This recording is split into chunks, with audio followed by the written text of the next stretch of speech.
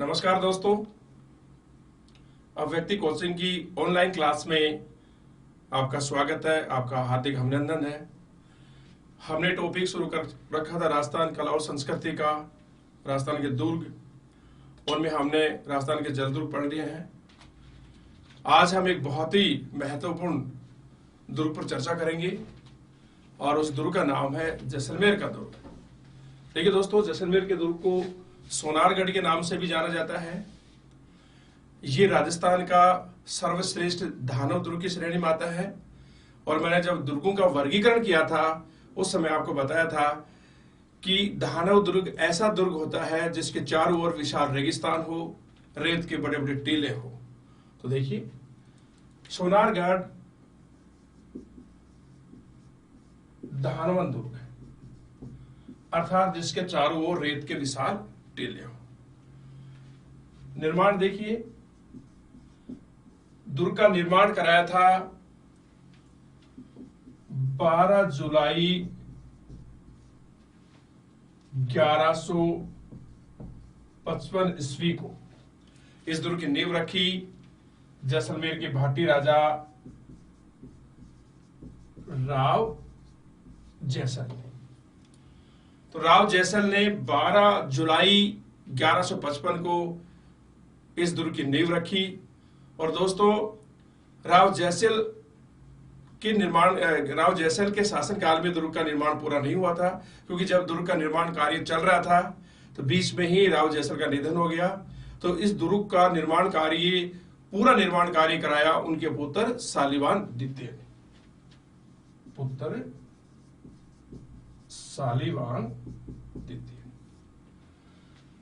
तो यदि क्वेश्चन आता है कि जैसलमेर के सोनारगढ़ दुर्ग का निर्माता किसे माना जाता है, तो आपको राव जैसल को बताना पड़ेगा। और क्वेश्चन आता है कि जैसलमेर के सोनारगढ़ दुर्ग का निर्माण कार्य जैसलमेर के किस भाटी राजा के शासनकाल में हुआ, तो आपको उत्तर देना पड़ेगा शालिवाहन द्वितीय। दोस्तों, दुर्ग के बहुत सारे उपनाम हैं और इन उपनामों से भी बहुत बार क्वेश्चन आ चुका है। पहला उपनाम देखिए, सोनारगढ़, तो इसको कहते ही हैं। दूसरा देखिए, सोनगिरी। और तीसरा उपनाम देखिए, गौहरगढ़।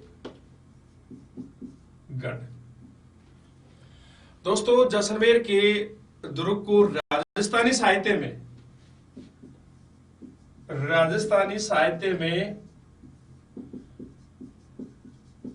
इसको जैसाना कहते हैं। जैसे राजस्थान साहित्य में जोधपुर के मेहरानगढ़ को हम जोदाना कहते हैं, उसी प्रकार से राजस्थानी लोक साहित्य में जैसलमेर के दुर्ग को जैसाना कहा जाता है। पांचवा उपनाम देखिए, स्वर्णगिरी। ये उपनाम दोस्तों बहुत बार क्वेश्चन आ चुका है इसमें।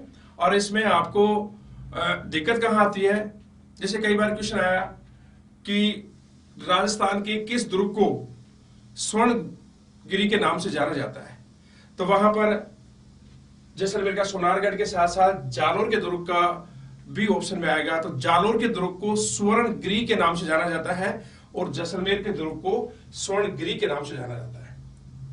छठा उपनाम देखिए, राजस्थान का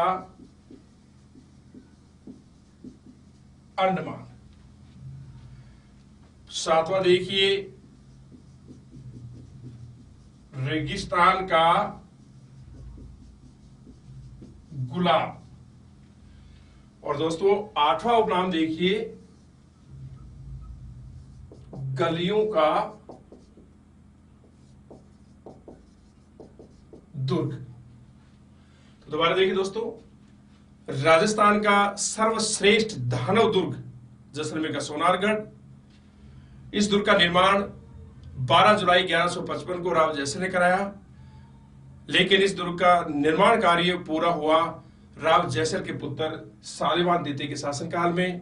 दुर्ग को बहुत सारे उपनामों से भी जाना जाता है, जैसे सोनारगढ़, सोनगिरी, गौहरगढ़, राजस्थान साहित्य में इसको जैसणा कहा जाता है, इसको स्वर्णगिरी के नाम से भी जाना जाता है, राजस्थान का अंडमान भी कहा जाता है, रेगिस्तान का गुलाब और गलियों का दुर्ग भी कहा जाता है।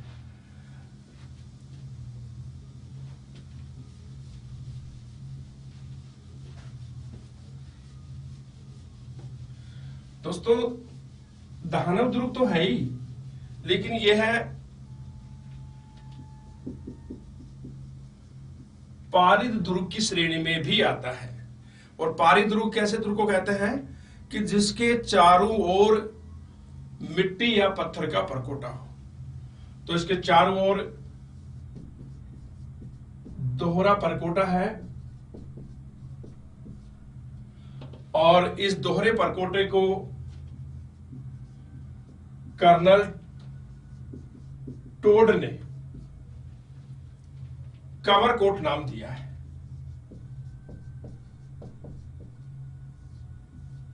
तो दानव दुर्ग के अतिरिक्त जैसलमेर का सोनारगढ़ एक पारिद दुर्ग भी है, क्योंकि दुर्ग के चारों ओर घाघरा नुमा दोहरा परकोटा भी है और कर्नल टोड ने घाघरे नुमे इस दोहरे परकोटों को कमरकोट के नाम से कमरकोट नाम दिया है।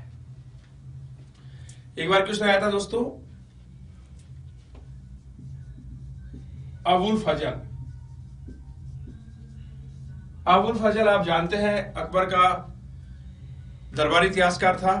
इन्होंने 2 ग्रंथ लिखे, अकबरनामा और आईने अकबरी। क्वेश्चन आया कि अबुल फजल ने किस दुर्ग के लिए लिखा है कि यह ऐसा दुर्ग है जिस तक या जहां तक पहुंचने के लिए पत्थर की टांगे या पैर होने चाहिए। तो दोस्तों, उस समय ऑप्शन था चित्तौड़गढ़, कोमलगढ़, सोनारगढ़, मेहरानगढ़। तो इसका उत्तर था सोनारगढ़ या जैसलमेर का दुर्ग। तो दोबारा देखिए, अकबर के दरबारी इतिहासकार अबुल फजल ने जैसलमेर के सोनारगढ़ के लिए लिखा है कि यह ऐसा दुर्ग है जहां तक पहुंचने के लिए पत्थर के टांगे या पैर होने चाहिए।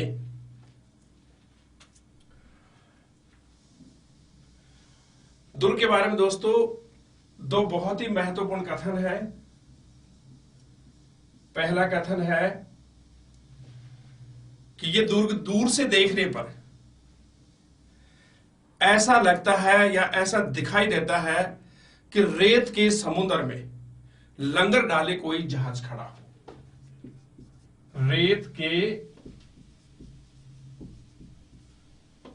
रेत के समुद्र में लंगर डाले कोई जहाज खड़ा हो।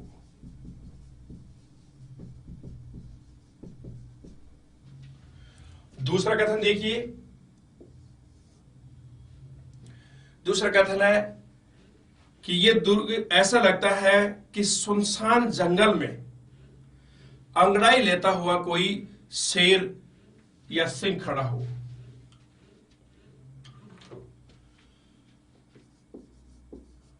सुनसान जंगल में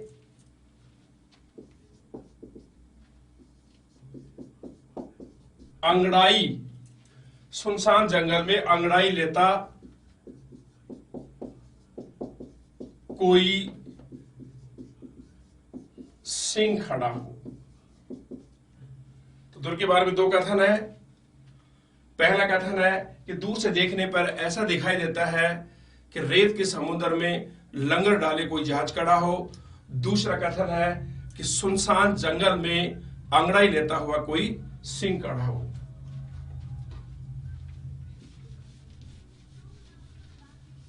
दोस्तों,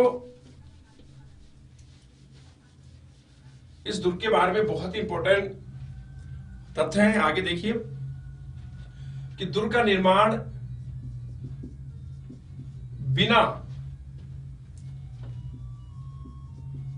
चूने और गारे के, बिना चूने और गारे के पत्थर पर पत्थर रखकर किया गया है। अर्थात निर्माण में चूने या गारे का किसी प्रकार का कोई प्रयोग नहीं किया गया, पत्थर पर पत्थर रख करके इस दुर्ग का निर्माण किया गया है। बहुत ही अद्भुत दुर्ग है और निर्माण में पीले पत्थरों का प्रयोग किया गया है। क्वेश्चन भी आ गया है कि ऐसा कौन सा दुर्ग है जो दूर से देखने पर सोने जैसा दिखाई देता है? तो उसका उत्तर आएगा जैसलमेर का सोनारगढ़। दूर से देखने पर सोने जैसा दिखाई दो। इसका कारण यह है कि निर्माण में पीले पत्थरों का प्रयोग किया गया है और इसी कारण दूर से देखने पर ये पीले पत्थर ऐसा लगता है कि जैसे ये दुर्ग सोने के पत्थरों से बना हुआ हो। तो दूर से देखने पर यह दुर्ग सोने जैसा दिखाई देता है क्योंकि इसके निर्माण में पीले पत्थरों का प्रयोग किया गया है। और दोस्तों बहुत ही इंपॉर्टेंट कि इसका निर्माण बिना चूने या गारे के पत्थर पर पत्थर रखकर किया गया है। अगला देखिए, राजस्थान में सर्वाधिक बुर्ज। क्वेश्चन आ गया जैसे कि राजस्थान में सर्वाधिक बुर्ज किस दुर्ग में है? तो पूरे राजस्थान में 250 से अधिक जितने दुर्ग हैं, जितने भी, उनमें सबसे अधिक दुर्ग, सर्वाधिक दुर्ग जैसलमेर के सोनारगढ़ में है। और दोस्तों इन बुर्जों की संख्या है 99। तो राजस्थान में सर्वाधिक बुर्ज जैसलमेर के सोनारगढ़ में है और इन बुर्जों की संख्या क्या है? 99 है। अगला देखिए, जैसे क्वेश्चन आ गया कि राजस्थान का सबसे बड़ा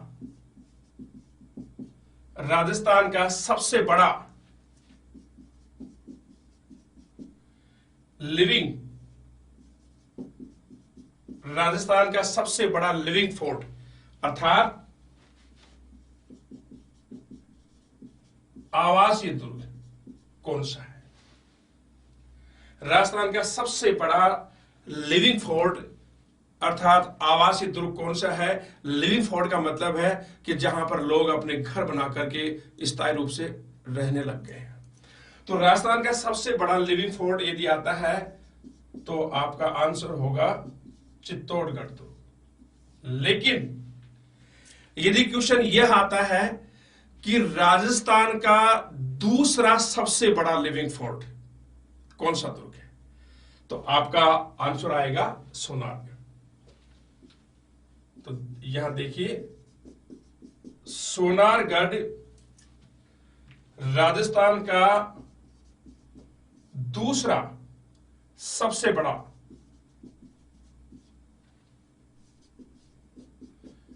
लिविंग फोर्ट है, आवासीय दुर्ग। तो राजस्थान का सबसे बड़ा लिविंग फोर्ट चित्तौड़गढ़ दुर्ग है, लेकिन क्वेश्चन आता है कि राजस्थान का सबसे बड़ा दूसरा लिविंग फोर्ट, तो राजस्थान का दूसरा सबसे बड़ा लिविंग फोर्ट है सोनारगढ़ जैसलमेर का दुर्ग। दोबारा देखिए, दुर्ग का निर्माण बिना चूने गारे के पत्थर पर पत्थर रखकर किया गया है। इस दुर्ग के निर्माण में पीले पत्थरों का प्रयोग किया गया है, इसी कारण दूर से देखने पर ये सोने जैसा दिखाई देता है। राजस्थान में सर्वाधिक बुर्ज जैसलमेर के सोनारगढ़ में है और इन बुर्जों की संख्या है 99 अर्थात 99 बुर्ज। राजस्थान का सबसे बड़ा लिविंग फोर्ट आवासीय दुर्ग चित्तौड़गढ़ दुर्ग है, लेकिन राजस्थान का दूसरा सबसे बड़ा लिविंग फोर्ट जैसलमेर का सोनारगढ़ है। दोस्तों एक फिल्म निर्माता है, उनका नाम है सत्यजीत रे। बहुत बड़े फिल्म निर्माता थे। उन्होंने इस दुर्ग पर एक डॉक्यूमेंट्री फिल्म, एक लघु फिल्म का निर्माण किया था। क्वेश्चन भी आ गया है कि फिल्म निर्माता सत्यजीत रे ने किस दुर्ग पर एक लघु फिल्म का निर्माण किया था? तो उत्तर था जैसलमेर का सोनारगढ़। देखिए, फिल्म निर्माता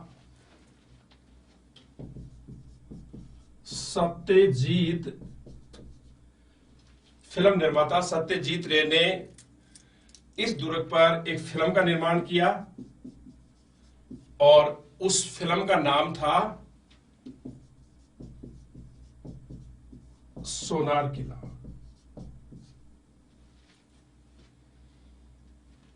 दोस्तों, दुर्ग में जो भी महल है या दुर्ग की जो भी छत है, तो दुर्ग की छत में लकड़ियों का प्रयोग किया गया था। दुर्ग की छत में लकड़ियों का प्रयोग किया गया था और इन लकड़ियों की छत पर गोमूत्र से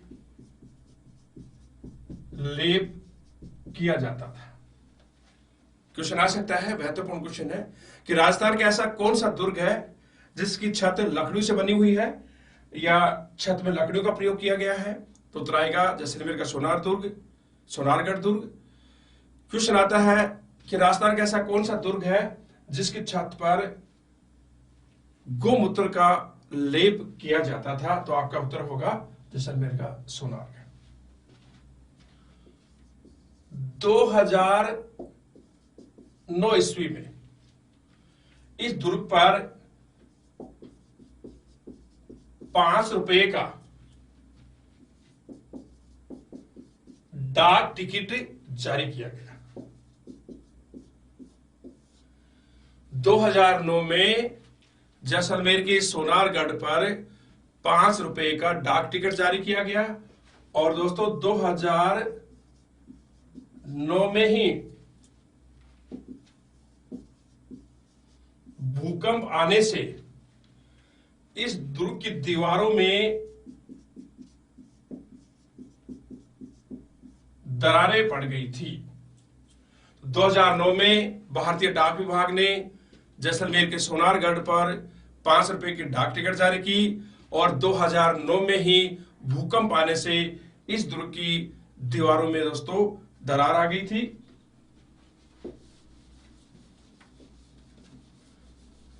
आगे देखिए, दुर्ग के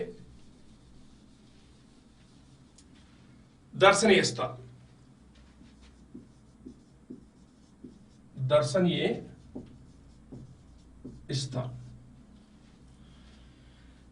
पहला दर्शनीय स्थल देखिए, सर्वोत्तम विलास। दोस्तों, सर्वोत्तम विलास नामक महल को शीश महल भी कहा जाता है। इसका निर्माण भाटी राजा राव अखेराज ने कराया था। दूसरा देखिए, रंग महल और मोती महल, इन दोनों महलों का निर्माण भाटी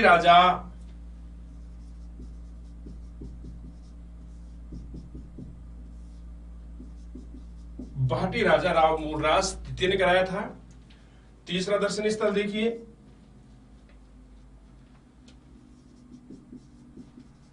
बादल महल दोस्तों बादल महल बहुत ही सुंदर है और बादल महल का निर्माण सिलावटों ने करवाया था। सिलावट जैसलमेर में पत्थरों का कार्य करने वाली एक जाति है।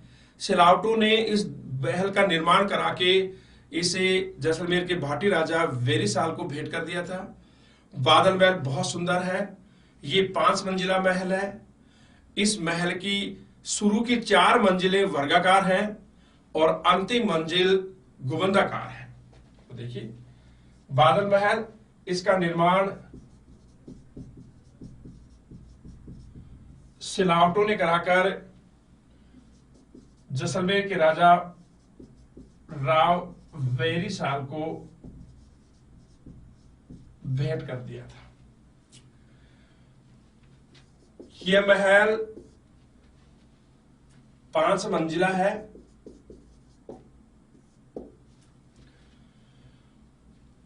शुरू की 4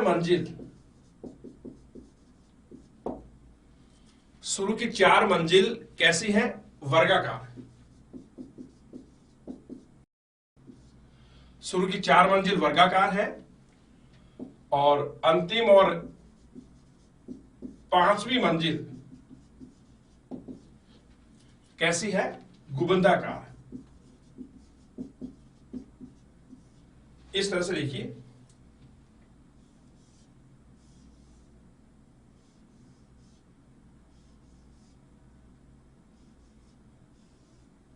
एक, 2, 3, 4, 5। तो दोबारा देखिए, दर्शनीय स्थल में हमने पहले लिया सर्वोत्तम विलास। सर्वोत्तम विलास को शीश महल के नाम से भी जाना जाता है। इस सुंदर महल का निर्माण जैसलमेर के भाटी राजा राव अखेराज ने कराया था। दूसरा हमने 2 महल लिए, रंग महल और मोती महल। इन सुंदर महलों का निर्माण भाटी राजा राव मूलराज द्वितीय ने करवाया था। तीसरा हमने लिया बादल महल। इस महल का निर्माण सिलावटों ने कराया था, जो एक जाति है वहां जैसलमेर में पत्थर का कार्य करने वाली। और सिलावटों ने इस महल का निर्माण करा के जैसलमेर के भाटी राजा राव वेरीसाल को भेंट कर दिया। दोस्तों बादल महल 5 मंजिला है। उसकी शुरू की 4 मंजिलें वर्गाकार है और 5वीं मंजिल गुंबदाकार है। और इसी प्रकार से 5 मंजिलों के कारण ये ऐसा लगता है कि आप ऊपर चढ़ेंगे तो लगता है कि जैसे बादलों में विहार कर रहे हैं। 1 मंजिल वर्गाकार, दूसरी मंजिल वर्गाकार, तीसरी, चौथी, 5वीं मंजिल गुंबदाकार है। चौथा दर्शनीय स्थल देखिए,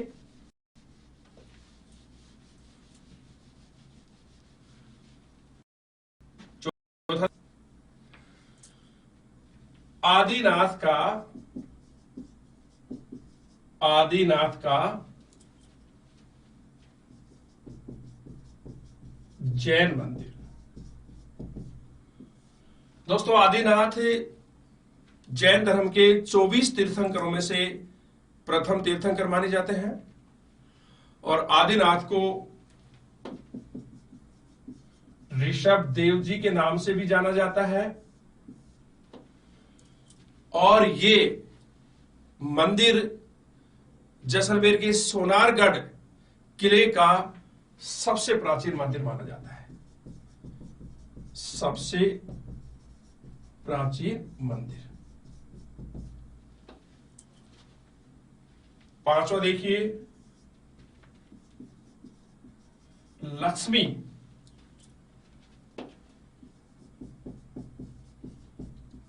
नारायण जी का मंदिर।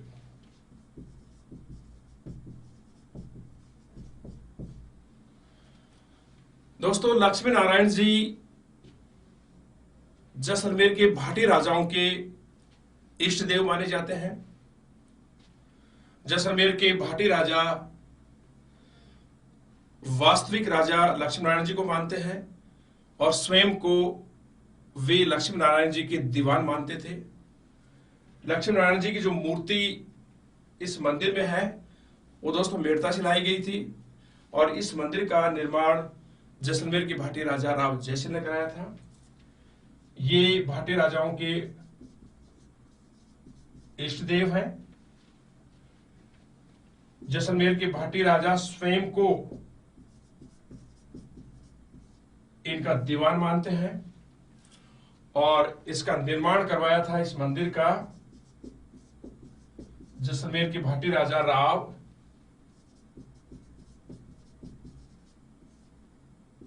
वेरिसाल ने। जिस प्रकार से मेवाड़ के महाराजा एकलिंग जी महादेव को अपना इष्टदेव मानते हैं, उनका मंदिर उदयपुर के कैलाशपुरी में है जिसका निर्माण बप्पा राव ने कराया था, उसी प्रकार से जैसलमेर के भाटी राजा भी लक्ष्मी नारायण जी को अपना इष्टदेव मानते हैं। जिस प्रकार से जयपुर के महाराजा गोविंद देव जी को अपना इष्टदेव मानते हैं और स्वयं को उनका दीवान मानते हैं, उसी प्रकार से जैसलमेर के भाटी राजा भी लक्ष्मी नारायण जी को अपना इष्टदेव मानते हैं, स्वयं को उनका दीवान मानते हैं। छठा दर्शन स्थल देखिए, बहुत ही इंपॉर्टेंट है, यहां से क्वेश्चन भी आ गया है। देखिए, जिन भद्र सूरी ग्रंथ भंडार। जिन भद्र सूरी ग्रंथ भंडार दोस्तों, ये बहुत ही दुर्लभ संग्रहालय है और इस संग्रहालय में जैन धर्म की प्राचीनतम हस्तलिखित पांडुलिपियों का यहां पर संग्रह है और ये हस्तलिखित पांडुलिपियां बहुत महत्वपूर्ण है। सबसे बड़ा यहां पर इन पांडुलिपियों का भंडार है और इन पांडुलिपियों को ताड़ पत्थर पर लिपिबद्ध किया गया था। तो देखिए, जिन भद्र सूरी ग्रंथ भंडार, ये बहुत महत्वपूर्ण है। यहां पर जैन धर्म की प्राचीनतम हस्तलिखित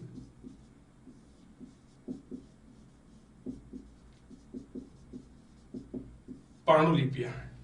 बहुत बड़ा भंडार है इन पांडुलिपियों का और ये पांडुलिपियां ताड़ के पत्थर पर लिखी गई थी। तो दुर्ग में बहुत ही दुर्लभ, बहुत ही महत्वपूर्ण जिन भद्र सूरी ग्रंथ भंडार संग्रहालय है और इस संग्रहालय में जैन धर्म की प्राचीनतम हस्तलिखित पांडुलिपियों का एक बहुत बड़ा संग्रह है और ये पांडुलिपियां ताड़ पत्थर पर लिखी गई थी। सातवां देखिए, जो दर्शनीय स्थल है, बहुत इंपॉर्टेंट है, स्वांग्या माता का मंदिर। दोस्तों, स्वांग्या माता जैसलमेर के भाटी राजाओं की कुल देवी है। इनको आई माता के नाम से भी जाना जाता है। ये सोहन चिड़िया का रूप भी मानी जाती है और किनकी कुल देवी है? भाटी राजाओं की कुल देवी है। आठवां देखिए दोस्तों, दुर्ग में जैसलू, ध्यान से देखना, दुर्ग में जैसलू नामक एक कुआं है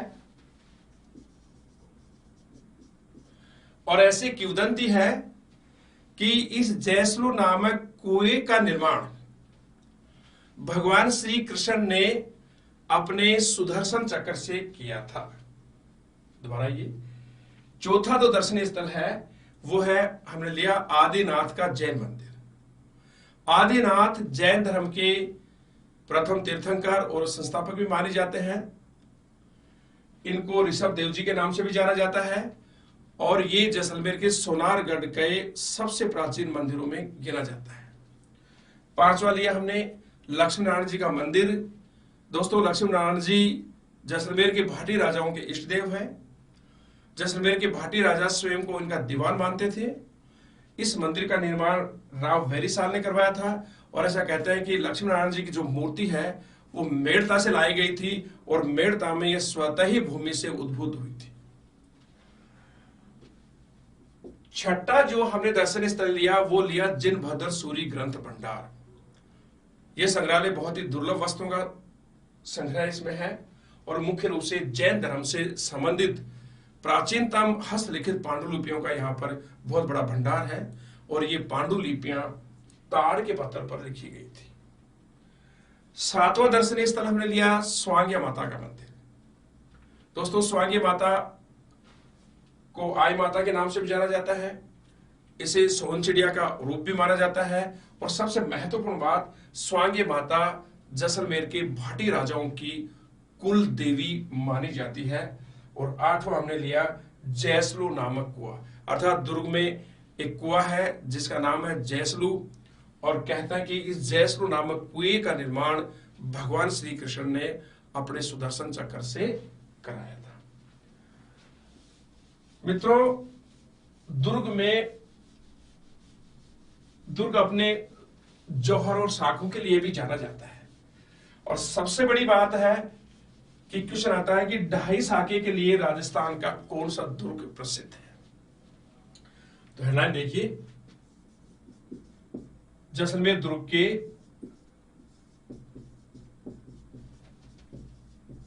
ढाई साके। क्वेश्चन आ भी गया है कि राजस्थान का कौन सा दुर्ग ढाई साकों के लिए प्रसिद्ध है, या ऐसा राजस्थान का ऐसा कौन सा दुर्ग है जिसमें ढाई साके हुई। ढाई साके का मतलब कि 2 साके पूर्ण हुए, एक अर्ध साका रह गया। तो देखिए, दुर्ग के ढाई साके। प्रथम साका देखिए, डॉक्टर GN शर्मा, अर्थात गोपीनाथ शर्मा, राजस्थान के बहुत बड़े इतिहासकार हैं। इनके अनुसार यह शाखा हुआ 1312 ईस्वी में। और आक्रमणकारी कौन था?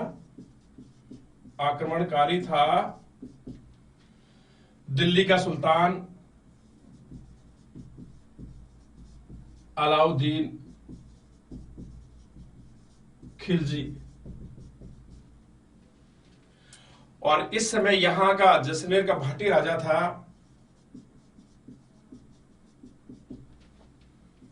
राव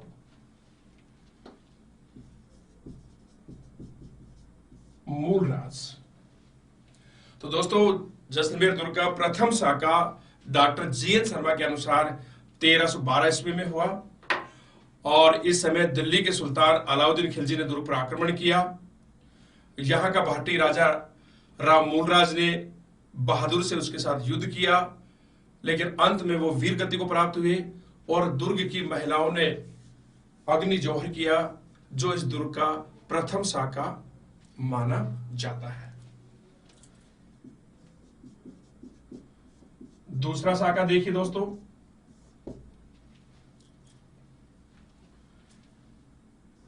समय है 1370-71 ईस्वी और आक्रमणकारी है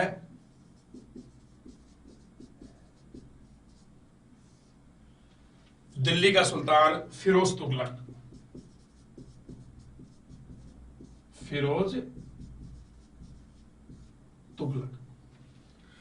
और इस समय जैसलमेर का भाटी राजा था रावल दूदा। दोस्तों, दूसरा साका हुआ 370-71 में और इस समय दिल्ली के सुल्तान फिरोज तुगलक ने आक्रमण किया और यहां इस समय जैसलमेर का भाटी राजा था रावल दूदा बहादुर से लड़ता हुआ वीर गति को प्राप्त हुआ और दुर्ग की महिलाओं ने जौहर किया, जो इस दुर्ग का दूसरा साका माना जाता है। दूसरा देखिए, अगला देखिए दोस्तों, बहुत इंपॉर्टेंट है, जैसलमेर दुर्ग का अर्ध साका। समय दोस्तों 1550 ईस्वी और उस समय यहां का राजा था राव लूणकरण। षड्यंत्रकारी था अमीर अली। दोस्तों देखिए, जो अर्धशाखा था, इसे कैसे हम अर्धशाखा मानते हैं। 1550 में यह शाखा हुआ और इस समय राजपूत योद्धाओं ने केसरिया किया, अर्थात लड़ाई में लड़ते हुए वीर गति को प्राप्त हुए। दुर्ग की महिलाओं को किसी प्रकार का कोई नुकसान नहीं था, इसलिए महिलाओं ने जौहर नहीं किया और इस तरह से ये अर्धशाखा कहलाया। अब देखिए, इसमें यहां के राजा राव लूणकरण ने कंधार के अपदस्थ भगोड़े अमीर अली को यह शरण दी। राजपूत परंपरा के अनुसार अमीर अली कुछ दिन तक यहां रुका और जब उसे पता चला कि मैं षड्यंत्र करके दुर्ग पर अधिकार कर सकता हूं, तो अमीर अली ने यहां पर दुर्ग पर अधिकार करने के लिए षड्यंत्र किया और उस षड्यंत्र का जब राव लूणकरण को पता चला, दोनों सेनाओं ने युद्ध किया और इस युद्ध में राव लूणकरण और आमिर अली दोनों ही मारे गए और इस प्रकार से ये अर्धशाखा रहा, क्योंकि योद्धाओं ने केसरिया किया लेकिन महिलाओं को किसी प्रकार का नुकसान नहीं था, क्योंकि अमीर अली दुश्मन भी मारा गया, राजा भी मारा गया और इस प्रकार से महिलाओं ने कोई जौहर नहीं किया और ये अर्धशाखा ही माना गया। इस प्रकार से दोस्तों ये दुर्ग अपने 2.5 शाखे के लिए जाना जाता है। अब दुर्ग के बारे में दो बहुत ही महत्वपूर्ण रोमांचक कथन है, वो मैं आपको यहां पर बता रहा हूं। पहला कथन है कि गढ़ दिल्ली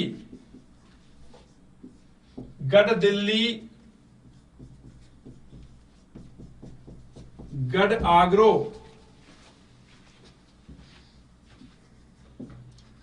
अधगढ़ बीकानेर बलोचिनायो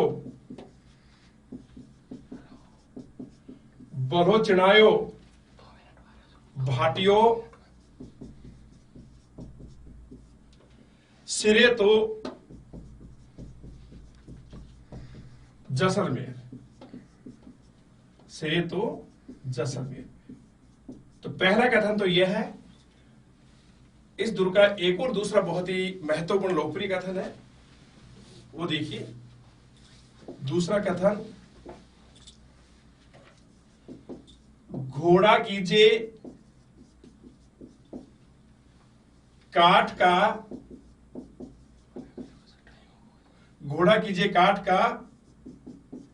पग कीजिए पाषाण, अख्तर कीजिए लोहे का, तब पहुंचे जैसान। दोस्तों मैंने आपको बताया था कि अकबर के दरबारी इतिहासकार अबुल फजल ने भी इसी कथन के ऊपर लिखा था कि राजस्थान का ऐसा कौन सा दुर्ग है या राजस्थान का ऐसा कौन सा दुर्ग है जिस तक पहुंचने के लिए पत्थर के पैर या पत्थर की टांगे होनी चाहिए। तो उत्तर था उसमें जैसलमेर का सोनारगढ़ और ये कथन उसी पर है कि घोड़ा कीजिए काठ का, पग कीजिए पाषाण, अख्तर कीजिए लोहे का, तब पहुंचे जैसान। दोस्तों ये दुर्ग मैंने आपकी चर्चा जैसलमेर के सोनारगढ़ पर हमने विस्तार से चर्चा की। अब मैं अगला जो मेरा टॉपिक होगा वो भी दुर्ग पे होगा और नेक्स्ट दुर्ग मैं अगले वीडियो में लेकर के हाजिर हूंगा। नमस्कार।